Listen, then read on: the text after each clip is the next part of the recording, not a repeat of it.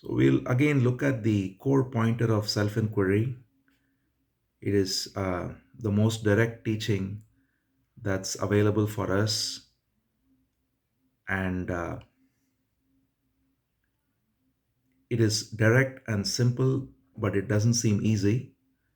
So it's important for us to look into it every time in a fresh way, in a as if it's the first time we are hearing it, because what is stored in memory is always just knowledge, and it doesn't have the quality of freshness to it. So the attention we bring to this moment is the most important thing rather than whatever we know. So the pointer of self inquiry, the direct pointer of self inquiry, is that all that happens within the light of awareness.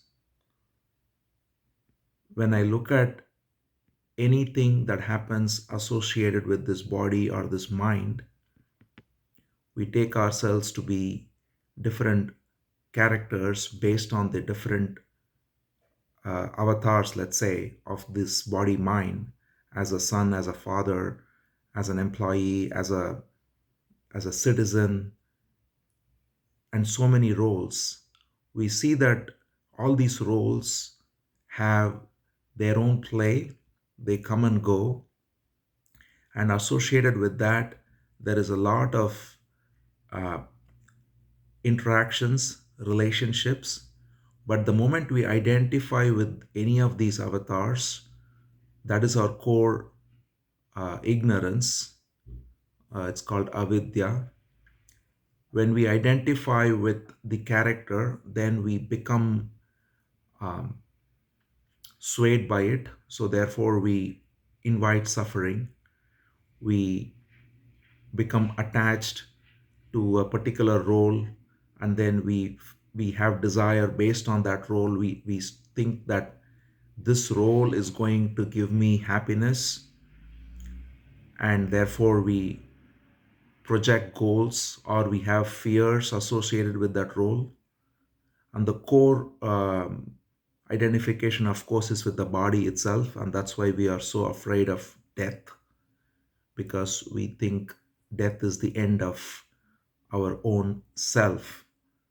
And so we have this core fear, as all psychologists also identify as the root of all fears, the fear of death.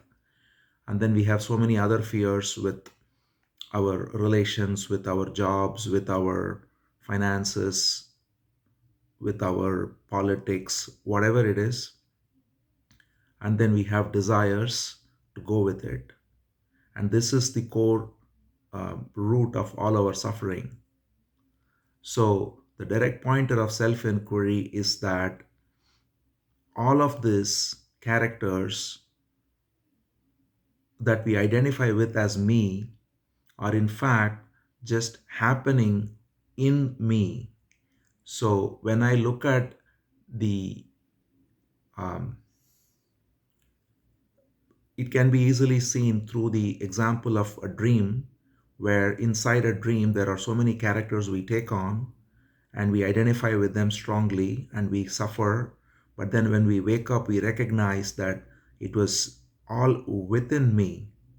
The dreamer is separate from the dream, and yet the whole dream happens within the dreamer. So the core pointer of non duality is the same, which is that the entire projection of all that we see happening is happening within our awareness. And this is not something that we need to understand theoretically, but we can directly look into this through the inquiry, who am I? When I ask the question, who am I, at any given moment, I recognize that apparently there are two me's, two I's. One is the I, that is the character, but one is the I, which is the awareness in which the character seems to unfold. So Let's say there is a very disturbing thought. The thought is always identified with a thinker. So there is a thinker and there is a thought, and associated with the thinker and the thought there is an emotion. Now in that moment, when I ask the question, who am I see that I tend to take myself as the thinker, but I also can see, if I carefully inquire, that the entire triad, the thinker, the thought, and the thinking, is all happening within the light of awareness. There is an awareness which is untouched by this entire triad of thinker, thought, and thinking, and that awareness is me. It is not that someone else shines a light of awareness for me to be aware of the thinker. I am aware of the thinker. So when I look into this directly this way, I recognize that the awareness precedes all thinking, precedes all emotions, precedes all actions, and it's unchanging. The thinker keeps on changing. That is the second part of it, is that the I take myself to be as the thinker, as the speaker, as the doer, keeps on changing. The role keeps on changing, the identity keeps on changing, but the light of awareness in which it is seen is unchanging. So, this clearly points to our own true nature, the unchanging nature as pure awareness, and the characters we play as a play of light, a play of images within this light of awareness. So, this is the direct pointer of self inquiry through the question, who am I? So, this results in us being dissociated with the character in terms of its all the projections. We recognize that when we recognize our true nature as pure awareness, as the light in which everything unfolds, there is a rest there. We don't have to then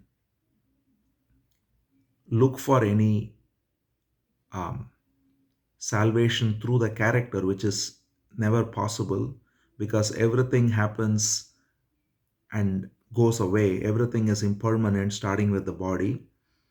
All jobs, all relationships, everything is impermanent. But this light of awareness is unchanging and ever present.